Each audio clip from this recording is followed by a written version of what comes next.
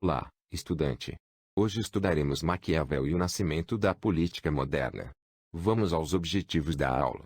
Relacionar o Renascimento com o humanismo e compreender este como a tentativa de o ser humano fundar ele mesmo a moral, o conhecimento e a política. Compreender as filosofias políticas modernas como expressão desse humanismo, por meio das ideias do poder do príncipe. Nicolau Maquiavel, né? Aqui nós temos o retrato de Nicolau Maquiavel por Santi de Tito no século XVI.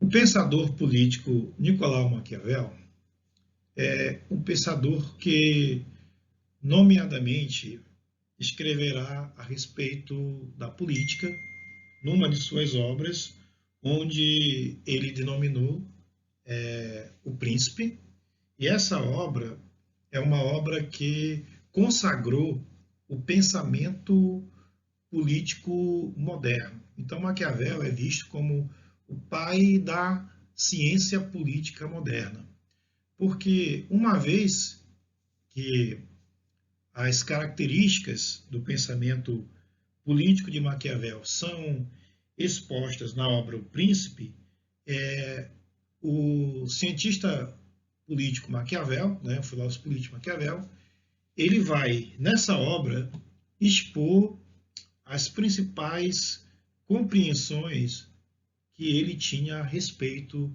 da política.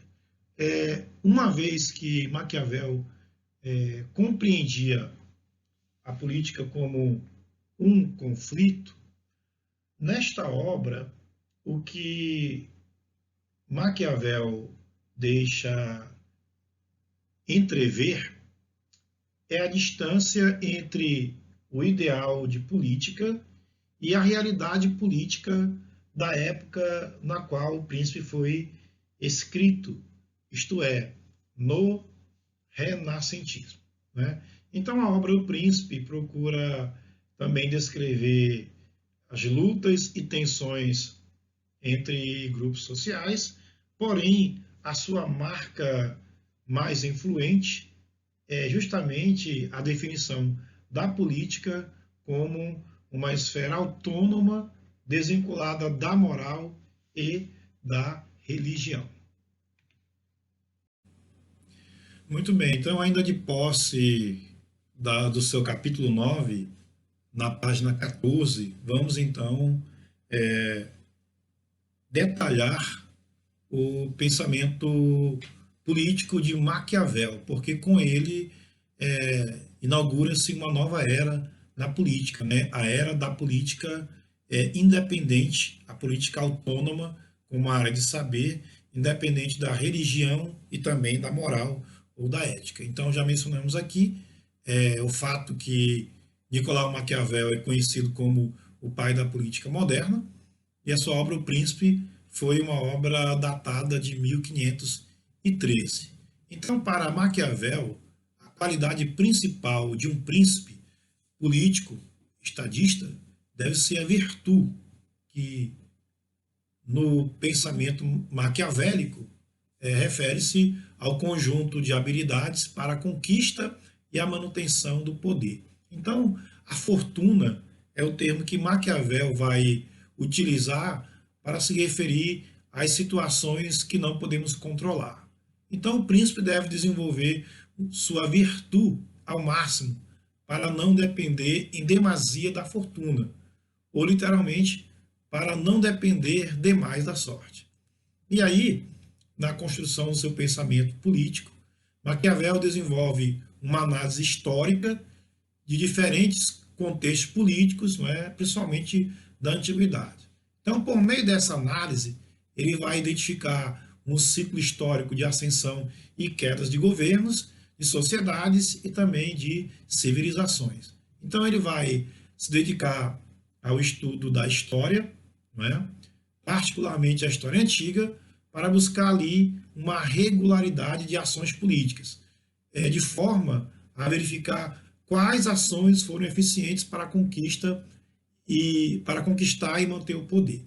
Então, o objetivo do estudo, segundo Maquiavel, é, portanto, descobrir as causas da ascensão e da queda dos governantes. Desse modo, o príncipe poderá então escolher somente as mais eficazes para conquistar o seu objetivo, né,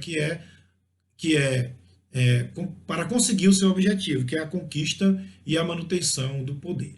Então, o nosso material aqui classifica a filosofia de Maquiavel como realismo político, né? E esse realismo é a grande novidade filosófica de Maquiavel. Então, famoso por uma frase que de fato ele não escreveu ou preferiu nesses termos, né? Sendo que essa frase é uma interpretação, uma conclusão das teorias maquiavélicas, né? Ou seja, os fins justificam os meios, né? Então, a filosofia política de Maquiavel, ela vai corroborar o que é expresso nesse lema, não é? Nós temos aqui o quadro Ampliando o Foco, né? Maquiavel, Filósofo do Poder, que é tirado da obra, um trecho retirado da obra Maquiavel, Filósofo do Poder, de Ross King, né? Muito, muito famoso por um livro de dimensões reduzidas, O Príncipe, obra fundamental sobre a natureza do poder político. Maquiavel não se limitou a pensar e escrever sobre a política e os políticos. Diplomata e servidor da República de Florença, o teórico florentino teve também uma vida bastante agitada e atribulada. Em Maquiavel, Filósofo do Poder, o leitor conhecerá alguns aspectos da biografia de alguém que esteve muito próximo dos poderosos do seu tempo e assim pôde observar não apenas como o poder é conquistado, perdido ou mantido, mas qual é a natureza dos seres humanos sedentos de poder. Então, essa é uma das dicas de complementação da nossa aula aí, trazida pelo nosso material. Então, para Maquiavel, há uma lei invariável que explica a ascensão e a queda dos regimes políticos. E com base, né, no conhecimento dessa lei, depreendida por meio do estudo da história, que o Maquiavel vai então escrever os seus conselhos ao príncipe, né, reunidos na obra homônima. Então, nessa obra, o Maquiavel se põe no papel de um conselheiro de Estado, né, que hipoteticamente aconselha um príncipe imaginário, né, a tomar e manter o poder. Então ele vai dizer a esse príncipe que assegurar e manter o poder deve ser o norte do príncipe. Então, para que isso ocorra, o príncipe não apenas pode, mas também deve utilizar qualquer meio disponível. Essa afirmação, em certo sentido chocante, né, é resultado apenas da análise histórica que o Maquiavel faz a respeito da ascensão e queda de regimes políticos, né, de civilizações que ele levou a cabo na hora de confeccionar a sua obra O Príncipe, né, no qual expôs o seu pensamento político.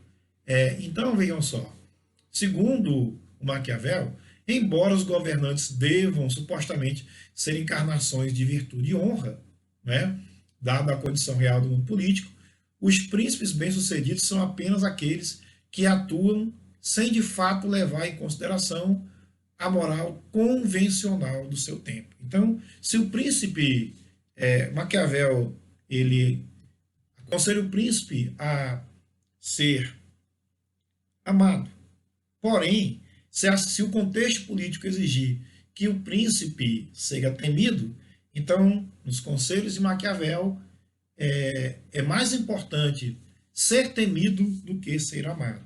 Porém, Maquiavel, nos seus conselhos ao príncipe, diz que o príncipe tem que ser temido, porém sem ser odiado.